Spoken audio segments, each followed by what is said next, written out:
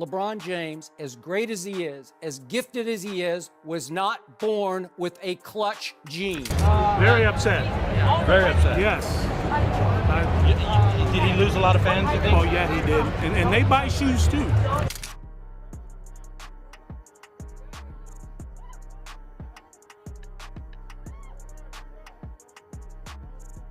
Hong Kong protesters held signs showing him hugging Chinese money. A Cleveland fan literally set himself on fire, burning his jersey. Skip Bayless tweeted about him over 10,000 times, mostly pure hate. A United States senator even accused him of repeating communist talking points like a puppet. Steve Kerr did it, and they called it leadership. Kobe had Colorado, and they spun it as Mamba mentality. But LeBron James, he became the most hated athlete in American history for choosing where he works. Over $500 million earned in NBA salary. First player to hit 40,000 points, and still millions of people wake up every day hoping he fails.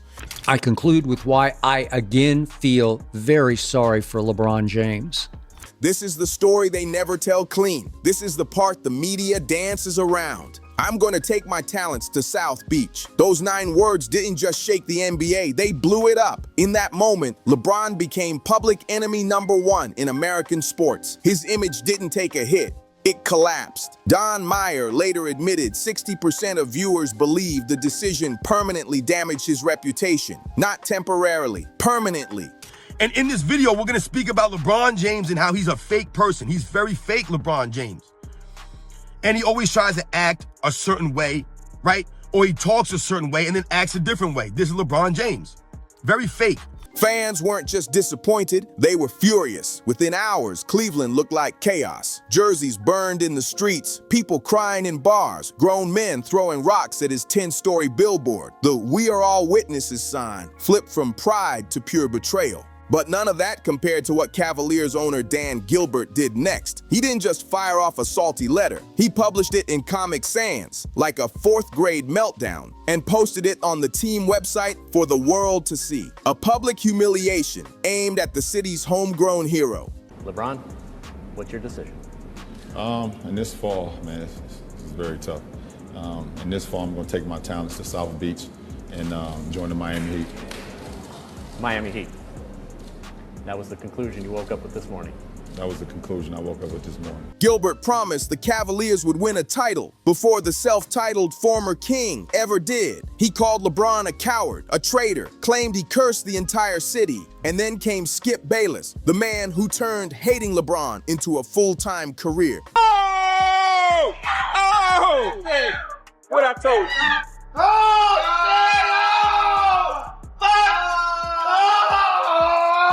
2011 Finals, Game 4. LeBron scores 8 points. Skip tweets instantly. LeBron choked again. Not clutch, never will be. No pause, no context, just straight shots fired. 2014 Finals, the AC breaks. LeBron cramps up so bad he literally can't walk. Skip's response? LeBron lives and works in Miami, Florida, and plays in a notoriously hot arena. He praises Spo for no excuses, calls him LeCramp, and says Jordan would have played through it. Wild. When Dante Stallworth, a former NFL player, tweeted that anyone saying LeBron should play through full leg cramps has never been a real athlete, Skip doubled down. On First Take, he said, and I quote, "LeBron lacks the clutch gene. He lacks the killer instinct. He lacks what Michael Jordan had. No shame. This is a man with 5 finals buzzer beaters, second all-time in clutch points with 2,439. But Skip built a whole career pushing this fake narrative. And his time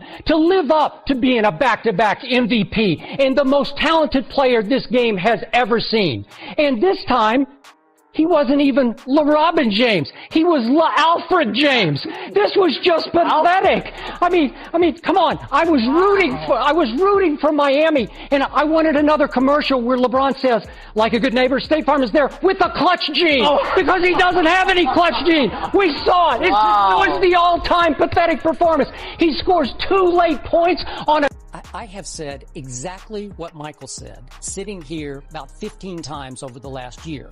Fast forward to 2022. Skip tweets that LeBron, in year 19, down 22 with 5:08 left, is stat padding with garbage time buckets chasing Kareem's record. Chasing history gets framed as selfishness. And here's the part that drives me crazy. The double standard. When Kevin Durant left OKC for Golden State, where was the Comic Sans letter? When Kawhi forced his way out of San Antonio, did Pop write a manifesto? Nope.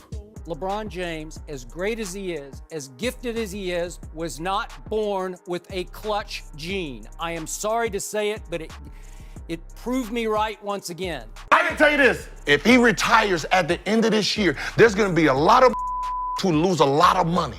Because there's no more LeBron James to talk bad about, and you won't be in the algorithm. You better hope he plays for the next 5 to 7 so you can feed your kids.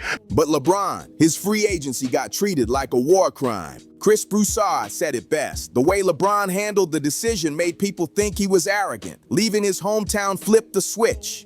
But since when is controlling your own career arrogance? Since when is a black man choosing his own destiny called betrayal? Academic researchers later broke down what those jersey burnings really meant. They argued it wasn't just anger, it was symbolism. White fans burning the symbol of a black man's success with fire, the same method historically used to intimidate and threaten. As one researcher explained, burning the jersey was basically saying, if you had a flag, I'd burn that too. But this flag is ours, and it will never include you.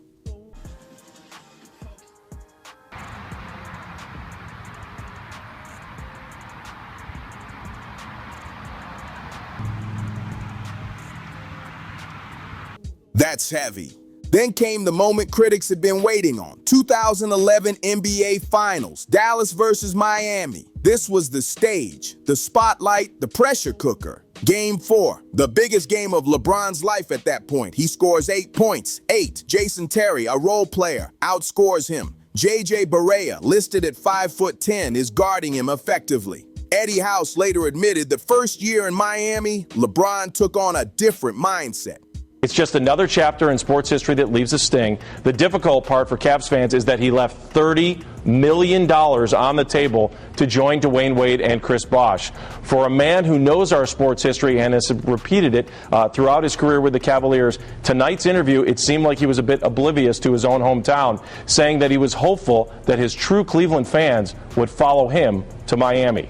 It was serious business. Everybody hates me. It didn't even look fun for him at times. David Fizdale, then a Heat assistant coach, said that season was brutal. The backlash from the decision never stopped. The pressure was nonstop. The media smelled blood, and negative stories always sell. 3 days after the finals loss, ESPN dropped an article titled, "Does LeBron James need a sports psychologist?" The internet exploded. LeFraud, LeChoke, the frozen one. Skip Bayless called it the worst choke by a superstar in NBA history. No mercy. What happened in the Mavs series? We got outplayed and we got outcoached. Like, obviously LeBron struggled. Players struggled. And what sucked about it is because of everything that was talked about. But at the end of the day, me as a leader, Spo as a head coach, we got to do a better job to make sure that he's not struggling. But that little JJ Barea, nobody give him credit.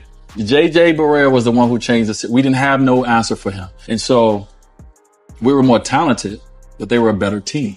Fast forward to 2019. LeBron rebuilt his image, won titles, spoke on social issues. More than an athlete became his brand. Then Daryl Morey tweeted support for Hong Kong protesters, and LeBron responded with this statement. I don't want to get into a feud with Daryl Morey, but I believe he wasn't educated on the situation at hand, and he spoke without being educated. He added that so many people could have been harmed, not only financially, but physically, emotionally, and spiritually. The wording hit hard. Senator Josh Hawley fired back immediately. This statement is unbelievable newsflash. He said people were being shot, beaten, and gassed right now in Hong Kong by China and the Communist Party, accusing the NBA of trying too hard to appease. And just like that, the storm came roaring back. LeBron can be the weakest mentally superstar I've ever witnessed. His only argument is longevity. Hong Kong protesters held signs showing LeBron hugging Chinese money. One protester told reporters, "Please remember what you all said before. Black lives matter. Hong Kong lives also matter." The hypocrisy hit hard. The same man who wore "I Can't Breathe" shirts was now telling others to stay quiet about oppression when business was on the line. We all talk about this freedom of speech. Yes, we all do have freedom of speech, but at times there are ramifications for the negative that can happen when you're not thinking about others and you're only thinking about yourself. So I don't believe, I don't want to get into a word or sentence feud with Daryl Morey, but I believe he wasn't educated on the situation at hand. But here's the wild part. Even when LeBron does something legendary, it still gets flipped. 2016, he delivers Cleveland its first championship in 52 years. Comes back from down 3-1 against a 73-win Warriors team. Skip's reaction. The Warriors choked. That's it. 2020, LeBron wins a title with the Lakers in the bubble. After Kobe's death, suddenly it's the Mickey Mouse Championship and it doesn't count. See what's going on. And then to come back just in time to hear LeBron say that people who take the side of democracy aren't informed about the facts. I mean, has LeBron been to Hong Kong? I mean, does he know the facts? Do any of these NBA players who are out against Hong Kong, do they know the facts of what's going on? I mean, it's really striking. Here's my message to the NBA. Don't become part of Beijing's communist propaganda machine. Show some independence. 2023, LeBron becomes the all-time leading scorer, passes Kareem. Skip tweets, "Congrats to LeBron, but Jordan did it better with fewer shots. Every moment minimized, every achievement slapped with an asterisk." Now let's talk about what other superstars got away with. Michael Jordan punched Steve Kerr in practice, bullied teammates, had well-documented gambling issues. The media called it killer instinct. Kobe Bryant had the Colorado case, ran Shaq out of town, demanded trades. The media said Mamba mentality. Larry Bird told defenders exactly how he was about to embarrass them. Psychological warfare.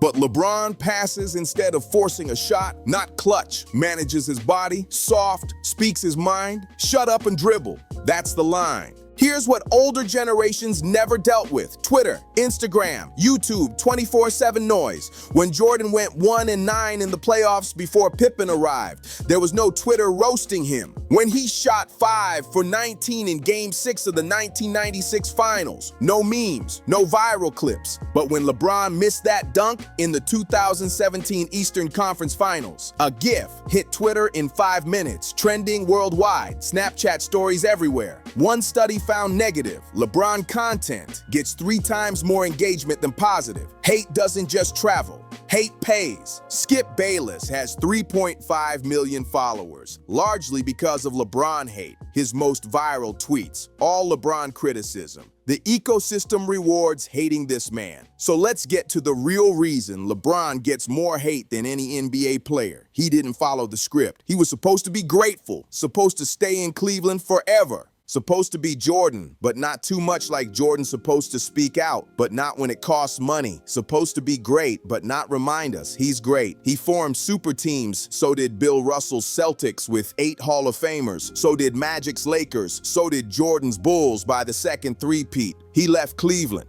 Jordan retired twice in his prime. Kobe demanded a trade. Kareem forced his way out of Milwaukee. He's not clutch. He has more playoff game winners than Jordan and Kobe combined. The difference: LeBron did it all while being told he couldn't, did it all while being compared to a ghost, did it all. In the social media age where every mistake becomes eternal, you want to know the uncomfortable truth. LeBron James gets more hate than any NBA player because he's a black man who refused to know his place, who took control of his career, who spoke his mind, who didn't apologize for his greatness, and most importantly, who proved all his haters wrong. Cleveland got their championship after he came back on his terms. Miami got their championships. The Lakers got theirs. Every single team he betrayed got what they wanted, but the hate never stopped because it was never about basketball. LeBron James has been hated for being too passive and too aggressive, for leaving Cleveland, and for coming back, for speaking out, and for staying quiet, for being too much like Jordan and not enough like Jordan.